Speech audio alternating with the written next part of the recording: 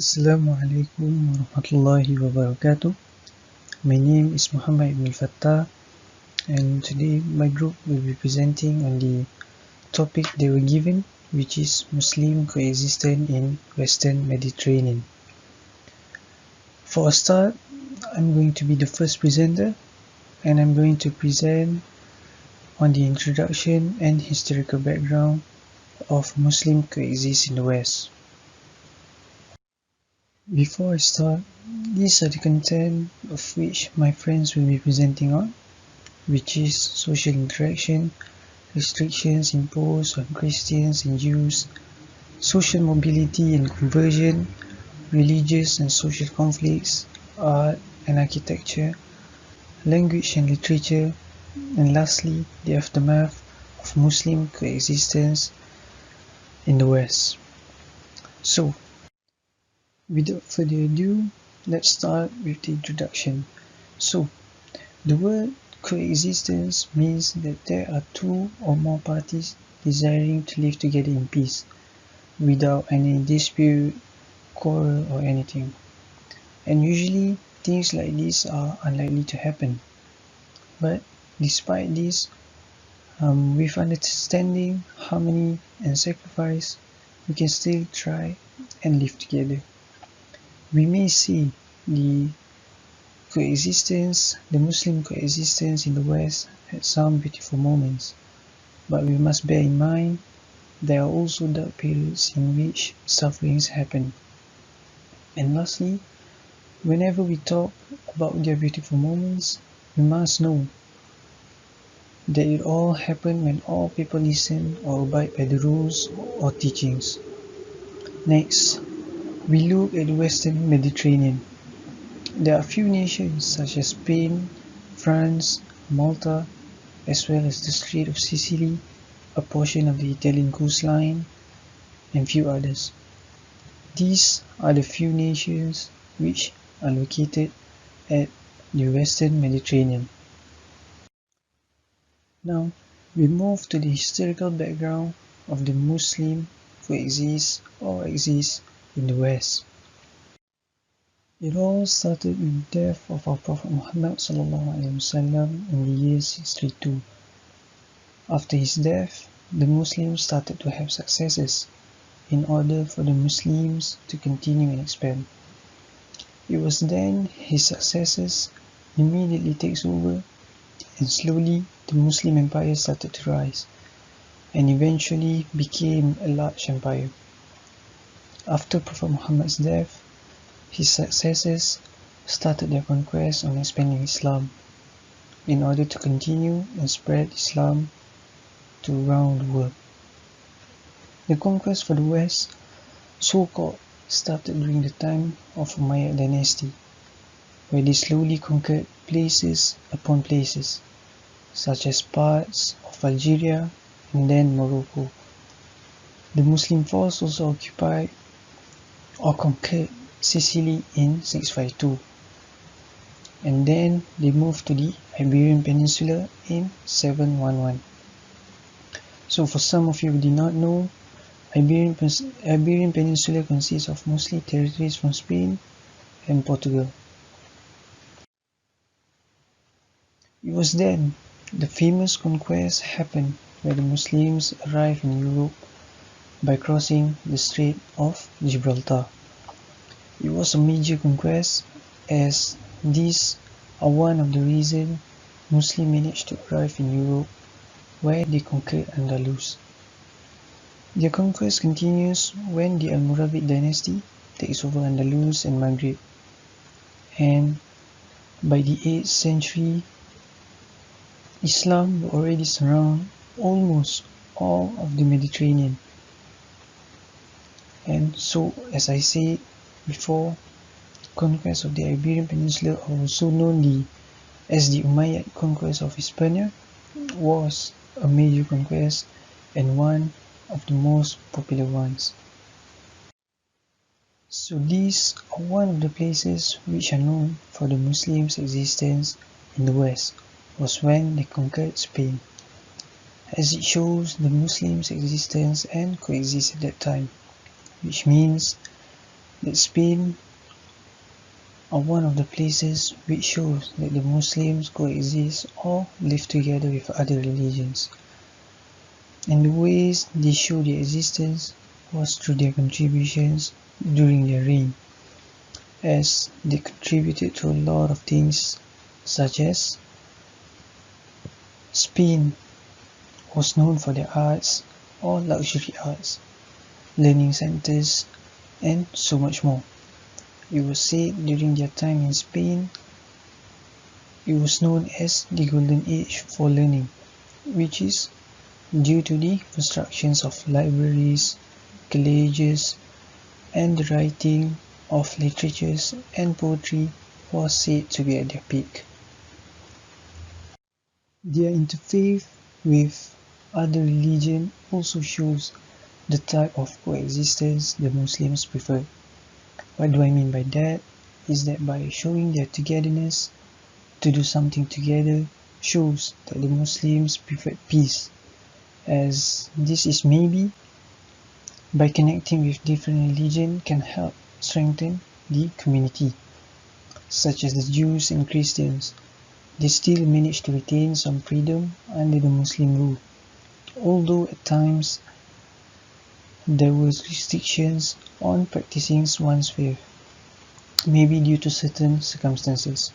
However, the Christians at that time used this opportunity to learn Arabic and the Muslim life.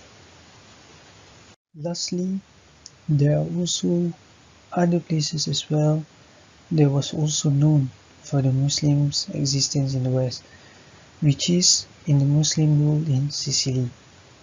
It was ruled by the Muslim Empire, and then it was taken over by the Norman in 1071. They also started to show their existence by giving influence through trading. And even after the fall of the Muslim Empire in Sicily, the Muslims' influence are still there. Because at that time, the Fatimid Caliph had a strong connection with the Norman kings. The influence are still there, such as the use of Muslims art, such as the buildings that created were engraved with Arabic writings, such as the ceramic dishes. It was made by the Fatimid in Egypt in the year 969 to 1171, and it was used for decorating buildings, especially churches. Although the Arabic engraving usually consists of Quranic verse, as the Quran was sent in that language, but not all engraving consists of Quranic verse. And the ones that were not engraved in Quranic verse, which is sometimes consists of poetry, which has nothing to do with Quranic verse, was used by the non-Muslims. Not only that, mostly the goods from the Muslims were being imported as well. Okay guys, Assalamualaikum warahmatullahi wabarakatuh. My name is Mulkis bin Abdullah and my metric card number is 1914807 and it is me, Mulkis. So I will continue and discuss about the social interaction after Muslim in the Western Mediterranean Sea coexistence. So let's go. Okay, so we go to the introduction first. So in the Mediterranean Sea, we have many regions. Okay, for example, we have the North Africa, we have the Iberian Peninsula, we have Sicily and others. But in my part, I will discuss about social interaction in two regions only, the Iberian Peninsula and the Sicily. So what happened, we will see what happened, what the situation during that time, during after the Muslim come and they exist their culture and they actually happen the coexistence between the religion. So we go to the Muslim rule in Iberian Peninsula. So what happened? So during this time, the invention of the Iberian Peninsula or today modern Spain and Portugal, marked the first time that Islam had reached the European continent. So the Muslim during that time in power for almost 400 years, and much of that time was non-violent and peaceful. The coexistence Muslim, Jews, and Christian in the Iberian Peninsula was the longest period in history in which the three groups lived together in relative peace. So you see what the condition during that time after the Muslim came, they share the culture exchange begin, and they reach the long lasting peace and non-violent. So that's the point. So we go to the Muslim rule in the Sicily. What happened? So actually many researchers and also historian, they said that the Muslim rule in Sicily, they actually was adopted the same the same the same uh, type of govern in the Andalusia in Iberian Peninsula. So what happened? They also okay. So the Arab armies from North Africa conquered Sicily during 9th century.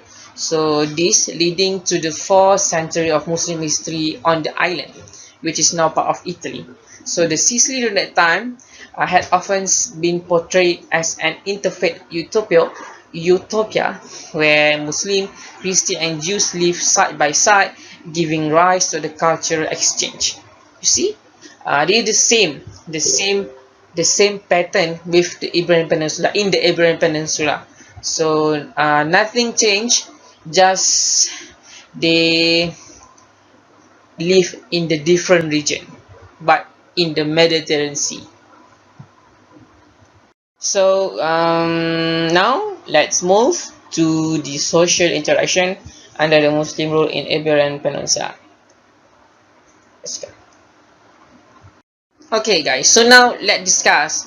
Let's see what happened in the Iberian Peninsula before the invention of the Muslim in this region.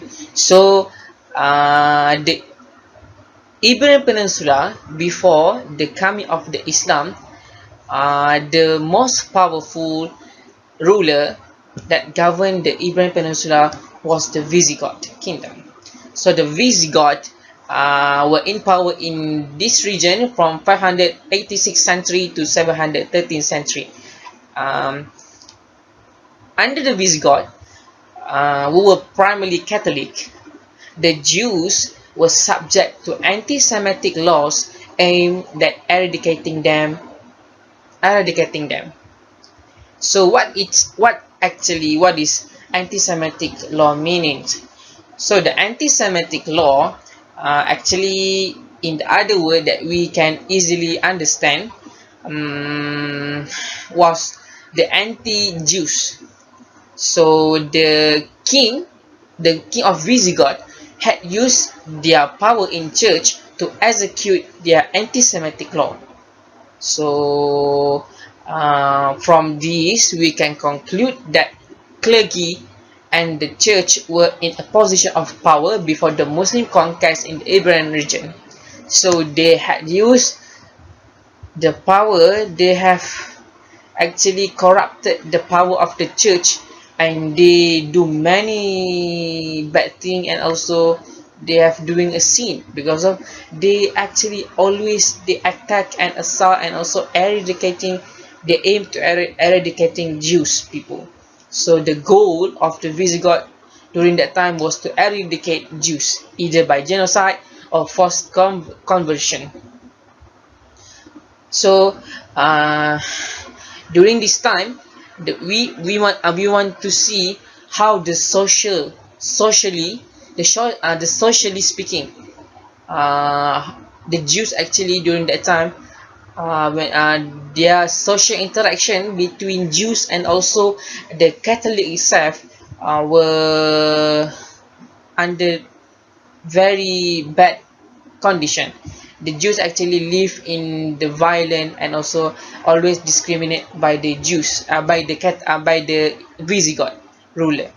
So compared to the Visigoth, Islamic Iberia was much more tolerant toward Jews. So after this, we will see how actually the Jews, socially speaking, they had freedom and they got their identity, and they can actually make the social interaction with the Muslim and Christian.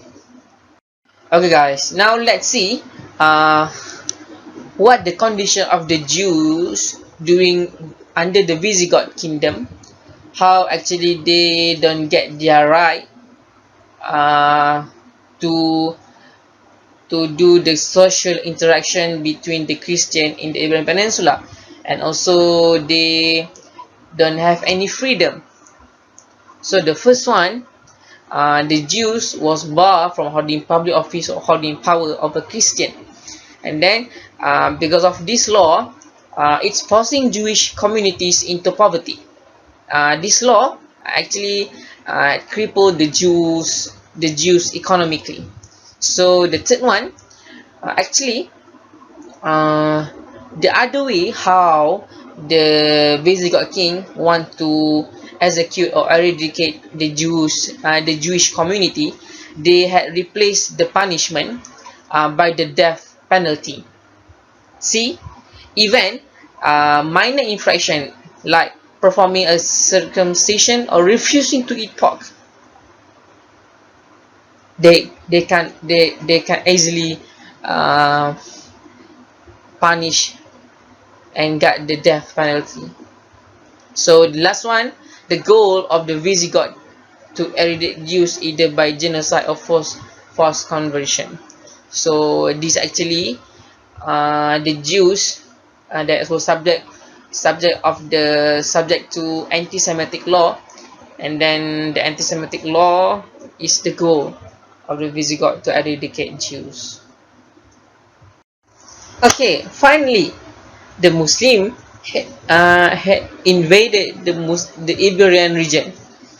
Okay, so now let's see what happened, what the condition and situation during the Islamic Iberia. So the Muslim during that time, they not using violence to conquer Iberia, because of that was a tactical decision due of their low numbers, because of the Muslim during that time was minority. So they need to use this method and display the tolerance and non-violence by conquering Iberian Peninsula. They want to show, they want to catalyze for the cultural exchange. So the cultural exchange was the largest contribute factor that lead to the lasting peace in the region. So the other reason why the Muslim, they not using the violence, because of that was the mandate in the Quran. The Quran itself uh, said that the Muslim invaders had shown religious tolerance to the Jews and Christians. So the Muslim have to protect these Jews, both Jews and Christian. Why? Because of the Jews and Christian were the people of the book. So let's see after this how the condition, if the Jews still discriminate or they actually had their identity and freedom. Okay, so during the Muslim Iberia, the Jews was able to practice Judaism, their religion freely. See how they find their freedom under the Muslim ruling. And then the second one, um, they regularly employed by the emirs as tax collectors, ministers, and even bodyguards. The third one, the Jews was able to reach a level of equality and much more cultural freedom and social mobility under the Muslims than they had under the Visigoth. See how the Jews actually had find their identity, and then they freely can practice their culture, and they got their level of equality between the Muslim and also the Christian. And the last one, the Jews was able to hold offices in the government and govern themselves in their own communities. Because of during the Muslim period, these people, this community, they have their leader. So the Jews are able to govern their own communities. Okay, so what happened to the Christian? Okay, the Christian before this they was live under the Visigoth. So the Visigoth itself was a Christian Catholic. So they live in the harmonious way, harmonious life. But under the Muslim had their live in the same way. Yes, the Christian was able to practice Christianity, their religion freely, same to the Jewish.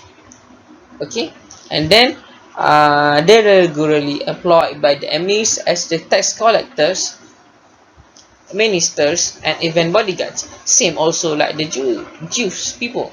And then the Christian itself, they was able to hold offices in the government and govern themselves in their own communities. Same like the Jews also. And then the Christian, they converted to be able to participate more fully in the Islamic society. During that time, not only the Christian, but the Jews also sometimes they converted to why? Because of they want to achieve the high status like the Muslim during the Islamic rebellion. Lastly, what happened to Muslim? How they live? They actually were coexistent with the Jews and Christian. So the Muslim during that time, they was minority in the Iberian Peninsula. The Muslim actually live in the small number. So they were susceptible to the influence of surrounding cultures. So during that time, the Muslim itself, even though they had treat the Christian and Jews uh, kindly treated, but they at the same time they also afraid because of they afraid of will be influenced by the surrounding culture. So the Muslim remained a minority in their empire for some centuries, but after they successful to stable their power, they become the majority. So the Muslim, they actually was in the danger of the assimilation. Okay, so let's move to the social interaction and the Muslim rule in Sicily. So let's go. Okay, so about the Sicily, actually the Muslim during that time, the Muslim in Sicily had adopted the same culture and also the same environment with the Andalusia or Iberian Peninsula during that time. Why? Because of the coexistence between the Jews, Christian, and also the Muslim um, had been portrayed during the Sicily time. The emir in the Sicily, he success to uh, make three community live in harmonious way. So the story of the Muslim of Sicily began more than 20 years before the Norman rule of the island. Before the Norman invaded the Sicily actually under the Muslim rule. So the Sicily was brought under Muslim rule in a manner similar to the Muslim conquest to the Iberian Peninsula that I said before. So the Emir um, had controlled the Sicily completely by 965 century.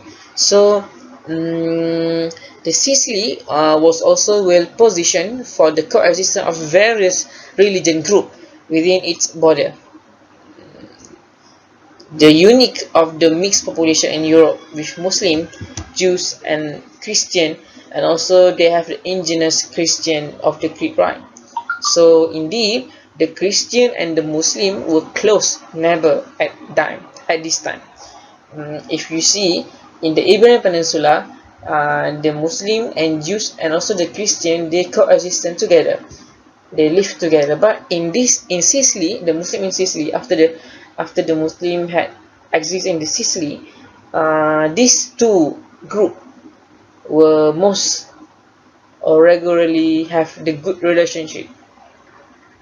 They're living side by side and they protect the status of Muslim, also they protect the status of Christian, then lead the close interaction and likely friendly relationship and peaceful coexistence in general. So it is not to say such coexistence was entirely harmonious. There was always divisions and the potential for conflict during that time. But the point is the relationship during that time were entirely harmonious and peaceful. Okay, so I'm just include all these three community or religion, how their social interaction. So the first one, the Jews, Christian, also the Muslim itself, they got the multiculturalism freedom. Cultural from the culture of Jewish people, the Christianity, and also the Muslim itself. So the second one, the religious freedom. Of course, they in Muslim, Jews, and Christian in the Sicily, they had the religious freedom. The third one, the intellectual freedom. They can to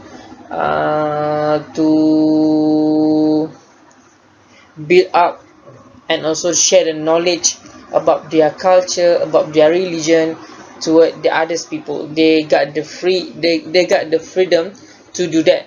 And then the last one, they living in the high status and preserve his own identity freedom. In the Sicily, the Muslim, the Jews and the Christian and the Jews, they actually can preserve their own identity. If you see in the Iberian Peninsula, the Jews actually will struggle to find their identity, and then after the Muslim invaded the Iberian Peninsula, they got the identity, and then it same happened to the Sicily. In the Sicily, when the Jews actually they had finally got their identity and got their freedom. Okay, so this is the last slide. So what are the contributory factor to the existence of the tolerant social interaction between the Christianity, Jews, and also the Muslim? So the first one, the Muslim itself, when they existed in the Western Mediterranean Sea, the first one they spread the spread of Arabic. They spread the Arabic literature. So during that time, not only Muslim learn and also teach the Arabic literature, but the Jews and Christian they also learn and they got the knowledge about the Arabic literature. And then the second one, the cultural exchange facilitated by intermarriage. During that time, in the Iberian Peninsula and the Sicily, they actually always or often married between Muslim and Jews, Christian also the Christian to marriage with the Muslim, and they had regularly do this. And then the last one, the most factor that contribute to the social interaction after the Muslim coexistence in the West Mediterranean Sea was the establishment of the Caliphate in the Cordoba and also the Emirate in Sicily. That's the important point that we have to know. The important factor, if they fail to conquer this region, this both region in the Mediterranean Sea, so the Muslim can't to exist and to share and also to make the culture exchange with others religion like Jews and Christian. So that's all for me. Thank you. Okay, so now I'm going to talk about the restriction imposed on the Christian and the Jews. Okay, firstly, let's move to the next slide. Firstly, the non-Muslim in Andalus called the dhimmi. The dhimmi is a term that's referred to the non-Muslims that live in the Islamic states with legal protection. So the Jews and the Christians are referred as the dhimmis. The Jews and the Christian in the Andalus are called as the dhimmi. The dhimmi were considered people of books by virtue of having received divine revelation, which means the dhimmi also has been considered as the people that receive the divine revelation, such as the Christian. They receive the Kitab Injil, or what they call as Bibles. Next, they also granted the protection of the Sharia law based on the Quranic injunction, the protection in context of the individual life, property, and freedom of religions. So it means that these dhimmi still have their own freedoms and their own rights under the under the Islamic law. Okay. Those who were neither Christian or Jewish, such as the pagans, they were given the status of the Majus. So others than Christians and the Jews, the peoples, the non-Muslim people, were categorized as the Majus. They were treated equal under the law of the property, contract, and obligation, but did not enjoy certain privilege by the Muslim. But also they also free from the obligation that assigned specifically to the Muslim. As example, they are obligated to pay zakats. As example. Next, we're going to see the restriction imposed on non-Muslim during the Almoravid times. Under the Almoravid powers, the dhimmi status has changed as they were controlled by the Almoravid governors in terms of their social life. So first, they are not allowed to be dressed as the same attire as the honorable people or the Muslim. So the Muslim also must avoid them, and are not allowed to give salam towards them. They are isolated, means they are to be isolated. Okay. Next is the sale of the scientific books to the all Christian and Jews should be made illegal, such as unless the works for their own religions. The reason of this is they believe that they will be translated and the authorship will be credited to the Jewish or Christian itself. In The authorship attributed to the Christian or Jewish somewhat bizarrely in their bishop, when it's the reality the works written Muslim by the Muslim. So they scared the books will be translated and they will take the credit of the books. So they scared by if they translated, if the Christian translated to their own language, they will attribute the books to their own peoples, to the Christian, to the Jews. Even the original written was the Muslim. So the Moravic leaders imposed this restriction where the dhimmis are not allowed to buy the books, and the scientific books specifically. Next, the Jewish and the Christian doctor should not be allowed to be heal Muslim. The rationale of being this, they feel that the dhimmis doctor have no sympathy toward the Muslim, so this has caused adopting that such a doctor observe what they passes as the Hippocratic oath. In some, this is actually covers the lifestyle of the Almoravic governors, President Louis the First of 12th century. Next is restriction imposed on the non-Muslim during the Almohad. During the Almohad times, the first ruler of the Almohad, Abdul Al-Mu'min, has forced most of the the Christian and the Jews to convert to the Muslim. Even there's a mass number of cases that Jews convert to the Muslim recorded.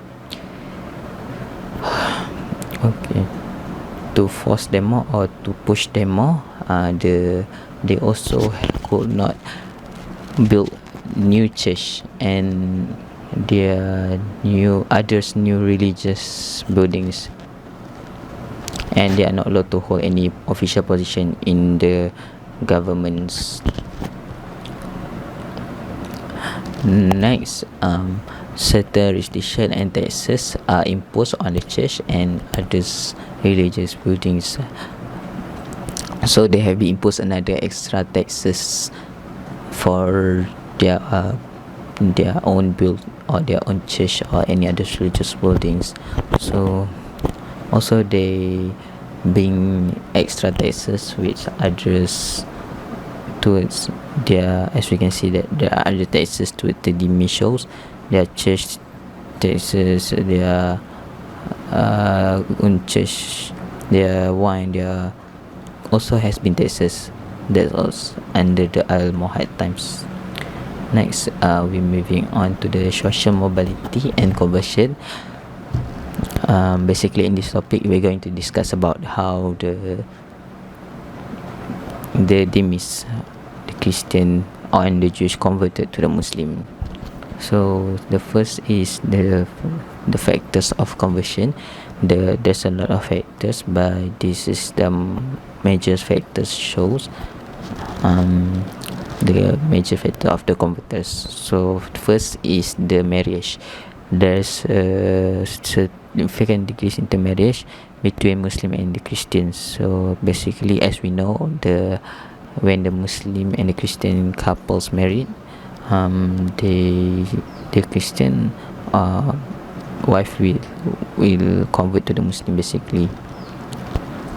Moving on to the next factor is the political powers.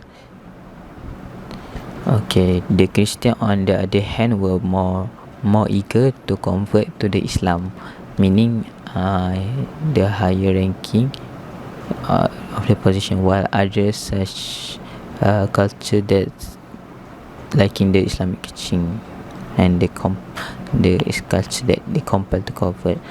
Half of the Christian of Andalus has reported to be converted to Islam by the 10th century, and with more than 80% in 11th century. More than 80% in the 11th century. Many Christians who did not accept the Islam as the religion become Arabized in terms of culture. So even though some of the Muslim did not convert, some of the Dhimmis did not convert to the Muslim, but they are, in terms of their culture they will still affected. So these people call Mozarabs or Motaribs. They adopted the Arabic language and the custom. So um, the major conversion has major conversion of the Dhimmis to the Muslim has caused the change in term of their culture and custom. So that's all from me. Thank you. Assalamualaikum warahmatullahi wabarakatuh. My name is Muhammad Mazin bin Shamsuri. My trade card number 1916915. Okay, I will be presenting about religious and social conflicts and arts and architecture. So, religious and social conflicts. Okay, indeed, at the time of the invasions, many Christians resisted Muslim rule. In these early years, some kingdoms within Al-Andalus even sought to maintain semi-autonomous status under Muslim rule, but were soon forced to surrender. Then some Christians also fled to the mountains to the north and eventually established the northern Christian kingdom of Iberia, which would ultimately bring down the Islamic rule through the Reconquista. Then, after this initial struggle, religious fervor did not manifest itself in the form of any significant religious revolt. Then, this is the evidence by the fact that not a single religious rebellion took place in Al-Andalus during the 8th century. Nevertheless, in the middle of 9th century, a small group of zealous Christians led by religious of Cordoba, a priest later canonized by the Catholic Church as a saint, ignited mostly around Cordoba by urging Muslims to convert to Christianity and publicly denouncing Islamic teaching. Both of these acts have been punishable by death under Islamic law. Such outbursts were often related to the monastic movement and purposeful or martyrdom. Then between 851 and 859, religious and 48 other Christians were killed. The movement did not obtain mass support from Christians in Al-Andalus, and the movement succeeded after the executions. Under the Almoravid and Almohads, religious tolerance declined. From the year 1000, Jews were persecuted in Al-Andalus, even though the city of Toledo remained fairly tolerant. The Almohad were particularly severe in the treatment of non-Muslims, and the persecution of Christians and Jews led many to migrate from Al-Andalus. Okay, next is art and architecture. So by acknowledging the history and social status of each individual, religious and ethnic group, as well as their human historical backgrounds within Al-Andalus, it is possible to understand how the culture in Al-Andalus evolved, not a fully unified new culture, but instead a mixed hybrid culture. Such cultural elements have withstood the test of time and proved to be the most evident example of this hybridization that can be seen in sculpture, architecture, language, literature, and of Al-Andalus. Next is about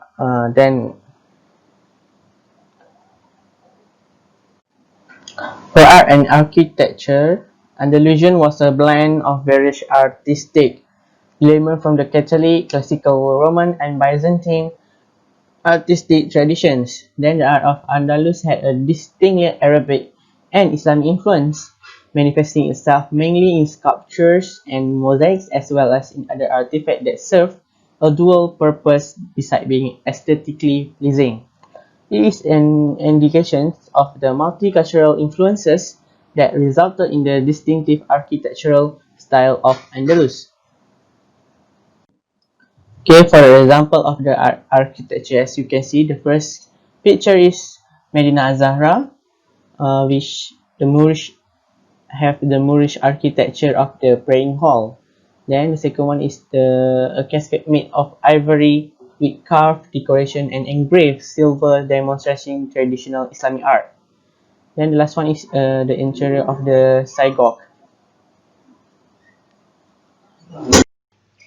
Hello and Assalamualaikum everyone. My name is Muhammad Hafizan Hakimi bin Suhardi. Metric number 1914545. So my topic is on language and literature and the aftermath of the Muslim coexistence in the Western Mediterranean. So let us begin with the introduction in the literature and language. So, modern day Spanish and Portuguese language had numerous words that were originated from Arabic influences. Many of the literature during this medieval era of Spain will come from the Muslim themselves. However, there is some, interestingly enough, Jewish and Christian poetry as well as literature. Let us start with Castilian language. Even though the official language of Al-Andalus was Arabic, but most of the people in Andalusia spoke either Germanic, Visigoths, or Romance language like Latin. This language often mix with each other and form a new branch of language, which was the ancestor of both Hispanic language, Portuguese and Spanish. The original branch of the language formed when the survivors of the kingdom of Visigoth went into exile in the north coast of Spain, forming a new kingdom known as Asturias. It was known as the Old Castilian language. However, by 15th and 16th century AD, the language no longer intelligible by the population of Spain because of the Reconquista that happened, which ended with all Spain and Portugal under the rule of the Christian kingdoms. Because of it, which it incorporated numerous Mozarabic language and dialects into the Castilian language. Next, I will talk about local languages. In Islamic Spain, the remaining local population would continue using their own languages while incorporating some Arabic and Hebrew loanwords. This language or dialect is known as Ajami. It used the Arabic script instead of the Latin ones, which make it really hard since today's Romance language we're using Latin scripts and the vowels are not normal in today's standard. They were often overshadowed by the usage of Arabic language. It followed most of the Latin grammars, which made them Romance language instead of like the Semitic language. It will continue being used by local population regardless of their whereabouts in the Islamic Spain from 8th century to at least 13th century AD. Next, we'll talk about Sephardi language. This language was originally a dialect of Castilian language that we mentioned previously. It is a Romance language since they use the various Romance language like grammar. It was widely used by the Jews in the Iberian Peninsula until they were being expelled from Spain and Portugal. The language today was mixed with numerous languages like Hebrew, Aramaic, Arabic, Turkish, Greek, French, Bulgarian, and Italian. It is still used today, but it was a dying language since nobody is speaking in this language that much compared to during the Spanish Islamic Spain era. Okay, let's talk about poems. Okay, most of the poems that were done during this period were actually non-Islamic in nature, since it talks about mostly about woman's beauty or body or some sort, and wine, which considered in Islam, which is haram, since it is alcoholic drink and alcoholic drinks. While the Jewish communities often created religious poems that dedicated to their own religion like figure or god sometimes. Although in some cases they were too embedded with the Muslim community, that they were too following the hedonistic style of writing. This poet would often go to the palaces of taifas, but there's one poet, king, the infamous one, known as Mu'tamid of Abadid dynasty. Next, we'll talk about other literature that was being created in written in Western Mediterranean.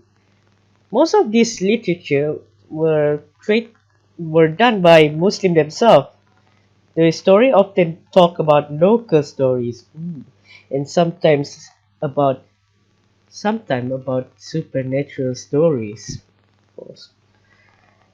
The Arabic language were often like being expanded as well, adding like some sort of local influences. This literature would often translated into various languages, particularly Castilian and Spanish, modern Spanish, and the translation that was done during this time was mostly by Muslim scholars, and they often like translated various old books created by Greeks and Romans that were brought into the Iberian Peninsula.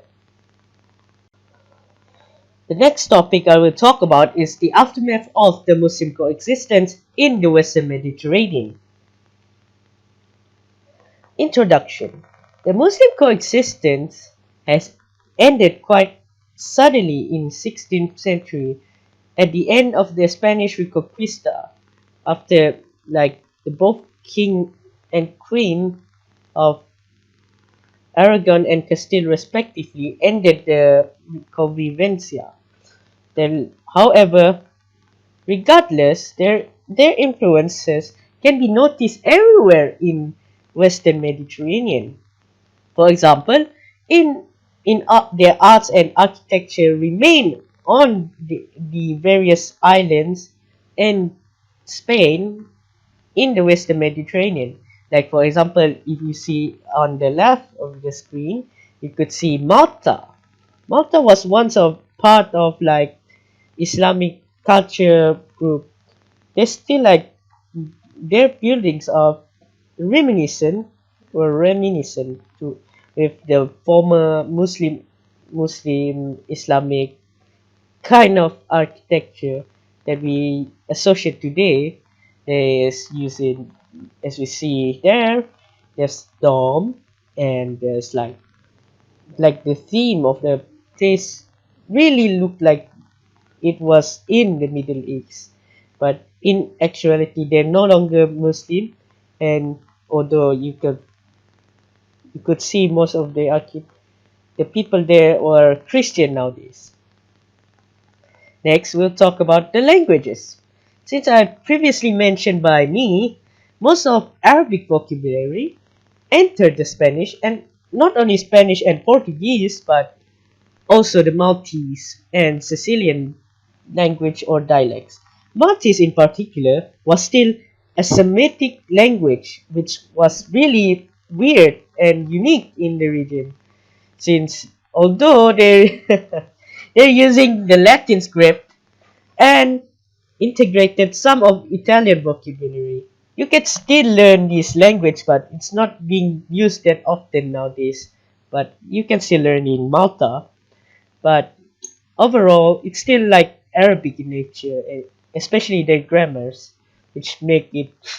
If you master the Arabic language, you might a little bit understand about this Semitic Maltese language. Also, if you notice in like the Spanish language, like aside or aceituna was reminiscent of the word like azait and zaituna, which in Arabic means oil, and the the the the plant called Spanish words like aceite and aceituna were reminiscent of the Arabic language like azait and also zaituna. Next, philosophy. The people started to notice Aristotle's theology and philosophy. Previously, the Christians often used Plato's philosophy in their theological ideas and often rejected Aristotelian ideas. As a result, Aristotle often being forgotten by the people in the West. But since the Muslim conquered Spain in 711, these ideas from back in the Muslim world in the East were brought back to the ideas of the brought back to the West. As a result, Aristotle and his mentor's philosophy would be reconciled because of this kind of interaction. Averroes or Ibn Rushd was the central figure in the modern society. His idea will be shared with numerous philosophers, but the infamous one is Maimonides, which was a Jew, and Saint Thomas Aquinas, which was a Christian, which formed some sort of like coexistence between the Abrahamic faith on the idea of using the same philosophy and theology of Aristotle. Sciences and mathematics. Sciences of today were some of it from the Andalusian origin, or at least various interaction between three different faiths in various parts of Western Mediterranean. Items like for surgery purposes or also sorts of medical treatment created by different physicians from various background and religion. We could see like Ibn Shaprut, who is a Jewish, treated a Christian patient named Sancho V, the king of Castile, who was overthrown, came to him for treatment to make him more like less bad, which ironically his name. We could see Ibn Rushd and Az-Zahrawi, who become the personal physician to the Caliph of Umayyad Caliph, and various other Muslim scholars and Jewish one. They would often work together to improve one's health. For they often like recorded all the diseases and treatment in their books and so on. Without this kind of interaction, there would not be any significant medical treatment of today's modern treatment, like doing surgery and all sorts of stuff, the wonderful stuff. They also often create both botanical, astronomical, and also mathematical discoveries in providing us some of the perspective of the world and sciences which help us to see the world around us.